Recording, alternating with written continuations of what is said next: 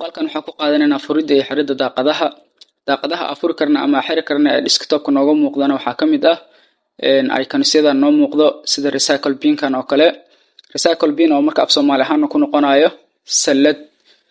marka si aan u furno recycle bin-kan marka koowaad waxaan dul geynaynaa falaarta, kadibna waxaa ku dul leenahay double click. marka double click taabana marka wuxuu noo soo kacaysaa arki karna recycle bin-ka ama salada, waxaana arki karnaa waxyaabaha ku dhex jiro. marka recycle bin maxaa la dhahaa? waa meel si ku meel gaar ah loogu kaydiyo faylasha iyo galalka la tiray, taasoo marka noo ogolaanaysa in faylashii la tiray ama galalkii la tiray haddii aan u baahno dib haddana kombiyuutarkan aan ugu ceshan karno. tusaale ahaan labadan wax ee noo muuqdo waa sawirro hore lagu soo delete gareeyay kombiyuutarka.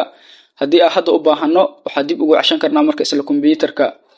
marka si aan daaqadan isaga xirno waxaa taabanaynaa calaamadan kansalka ee nooga muuqato dhinaca sare iyo midig ee shaashada kombiyuutarka.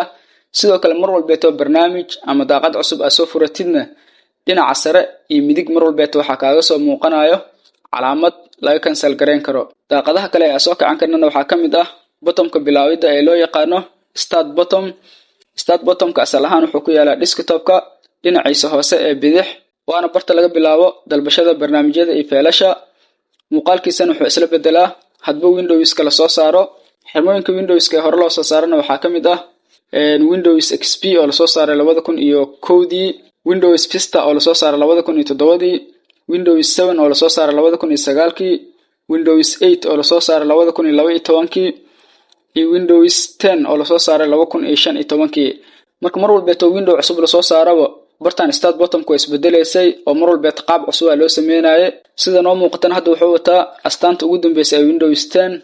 si marka daaqadan aan soo kacana isaga xirno waxaa wadaynaa falaarta, waxaana geynaynaa desktopka meel ka mid oo maran, kadibna waxaa ku leenahay double click.